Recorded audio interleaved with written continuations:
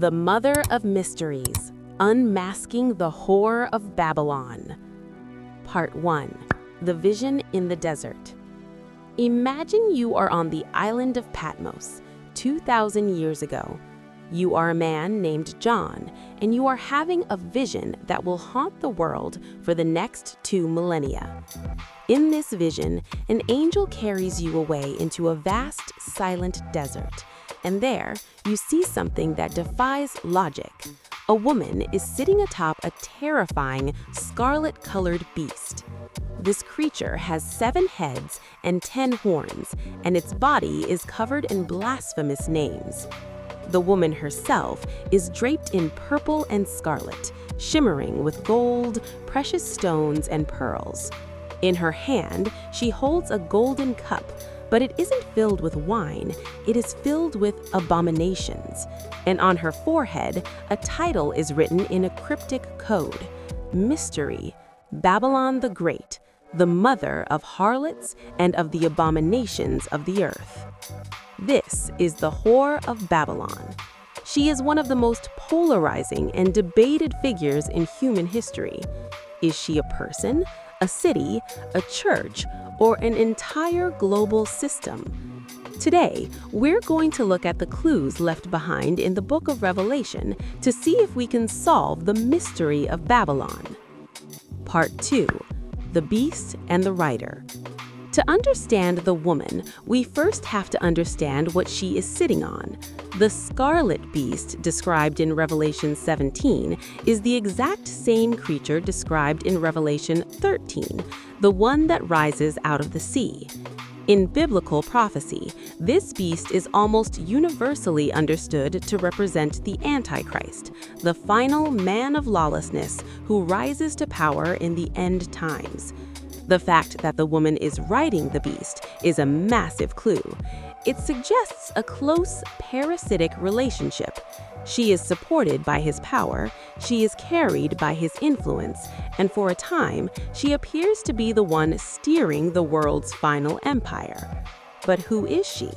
The text calls her a mystery. In the original Greek, this implies something that is hidden from the general public, but revealed to those with a mind of wisdom. Part 3. The City of 7 Hills. For centuries, the most popular theory has centered on a specific location: Rome. In Revelation 7, verse 9, the angel gives a very specific geographical hint. The 7 heads are 7 hills on which the woman sits. In the ancient world, there was only one city famously known as the City on 7 Hills. That was Rome. Because of this, many early commentators and later Protestant reformers believed the Whore of Babylon represented the Roman Empire and later the Roman Catholic Church. They pointed to the purple and scarlet colors, which are the traditional colors of the Roman Senate and eventually the high-ranking officials of the church. However, the mystery isn't that simple. The text goes on to say that the 7 hills also represent 7 kings or 7 kingdoms. This suggests that while Rome might be the type or the symbol, the actual Babylon is much bigger than a single city in Italy. Part 4. The Waters of the World. The angel tells John that the woman sits on many waters. Usually, in the Bible, water represents life or purity, but the angel clarifies this symbol in verse 15.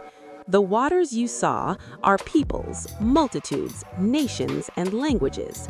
This tells us that the Whore of Babylon is a global entity. She has managed to do what no single politician has ever done. She has unified the diverse, bickering nations of the earth under her influence. She is described as committing fornication with the kings of the earth. In prophetic language, fornication or adultery almost always refers to spiritual apostasy. It's the idea of people turning away from God to chase after wealth, power, or false ideologies. Babylon isn't just a political power, she's a spiritual system. She makes the inhabitants of the earth drunk with her wine, meaning she blinds them with a worldview that is intoxicating, deceptive, and ultimately destructive. Part 5. The Economic Engine. If you read into the following chapter, Revelation 18, you see another side of Babylon.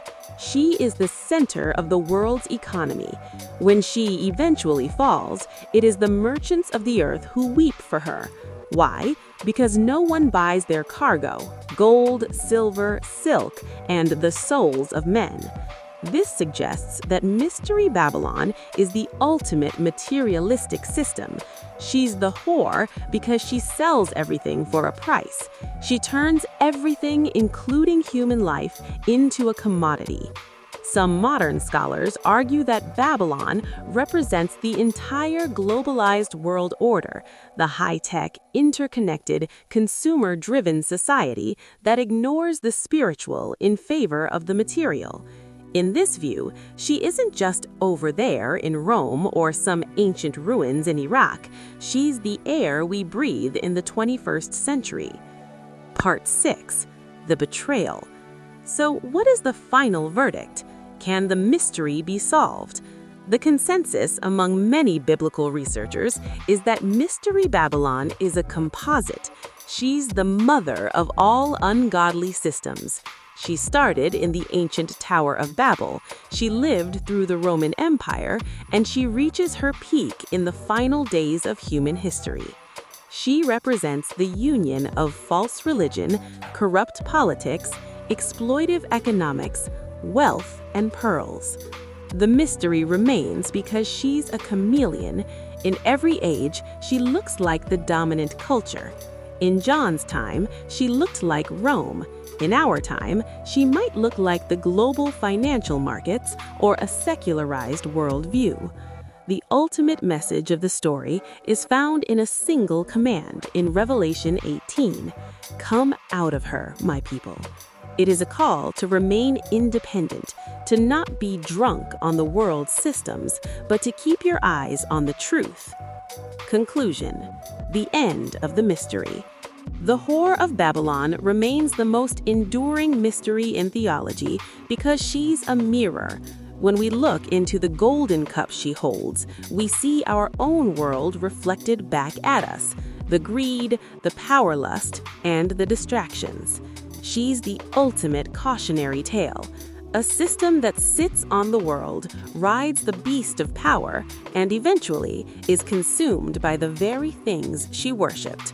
Whether she's a city, a church, or a global economy, her story serves as a reminder that in the grand seesaw of history, only the things that are built on truth will remain standing when the smoke clears.